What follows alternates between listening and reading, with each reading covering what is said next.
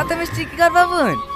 বুড়ি আজ ডাক্তারি পাশ করে বাড়ি ফিরলে যে সবাইকে মিষ্টি মুখ করে দেবে না। বুড়ি ডাক্তারি পাস করে ফেললো?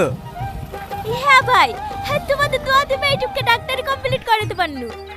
সত্যি বোন, শামসা তুমি মেয়েটুকে যেভাবে কষ্ট করে মানুষ করলি, তোমার জেদ দেখে আমরা অবাক হয়ে যাই। তোমার মেয়ে এখন আমাদের গ্রামের গর্ব।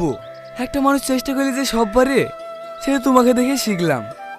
আরে দেখো আমাদের গবেরটা, এত করে বলি পড়তে বস, সারাদিন মোবাইল নিয়ে পড়ে থাকবে। এই যা মিষ্টিগুলো হাতে ভরগা। ঠিক আছে বোন, তুমি যাও, হ্যাঁ মিষ্টিগুলো প্যাকেটটাতে পাঠিয়ে দিছি। ঠিক আছে ভাই, এলাও।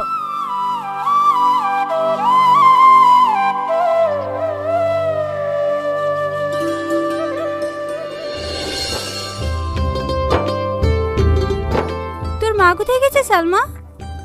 মা জমেলা ভাবিদের বাড়ি গিয়েছে।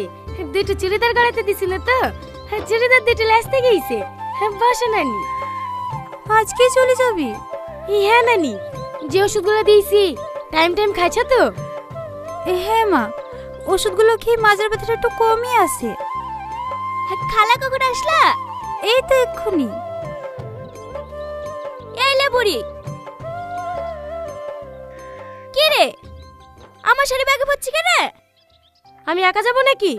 তোমাকে আমার সাথে যেতে হবে। তোকে আর কতবার বলবো বলতিনি? আমি ওই রংপুরে যাব না, তুই একা যা। ওই রংপুরে কি আছে বলো তো, তাই তুমি যেতে চাইছো না? দেখো মা, এতদিন আমি হোস্টেলে একা একা থেকেছি, এখন আমার চাকরি হয়ে গেছে। তুমি এখানে কেন একা পড়ে থাকবো বলো তো? তোমাকে আমার সাথে যেতেই হবে। দেখবা জেদ করিসনি, তুই অন্য যে কোনো জায়গায় পোস্ট নিলে আমি যাব, কিন্তু ওই গ্রামে আমি যেতে পারবো না। মা, মা দেখো দিদি নানি, আমি আজ 5 বছর ধরে পড়াশোনা লেগে বাইরে পড়ে আছি। দেখুন না আমাদের কিছু ছিল না, এখন তো আমি নিজের পায়ে দাঁড়িয়েছি। সরকার থেকে একটা কোয়ার্টারও দিয়েছে। এত কিছু করার পরেও যদি মাকে আমার সাথে না রাখতে পারি, তাহলে আমি কি করে শান্তি পাবো বলো দিনি? তুমি একটু মাকে বুঝে বলো না নানি। আমি কেনে? কেউই ওকে বুঝে ওই গ্রামে পাঠাতে পারবে না। কেনে? কি এমন আছে ওই গ্রামে? ওই গ্রামে তোর মার বিয়ে হয়েছিল, তুই যখন 6 মাসের ছিলি। এলে তো কাবিনের টাকা এক্ষুনি বেরিয়ে বাড়ি থেকে। এ বাড়িতে তো ছায়াও জন না পড়ে। মা, আপনি আপনার ছেলেকে একটু বোঝান না।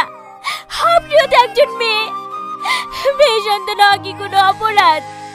হ্যাঁ অপরাধ।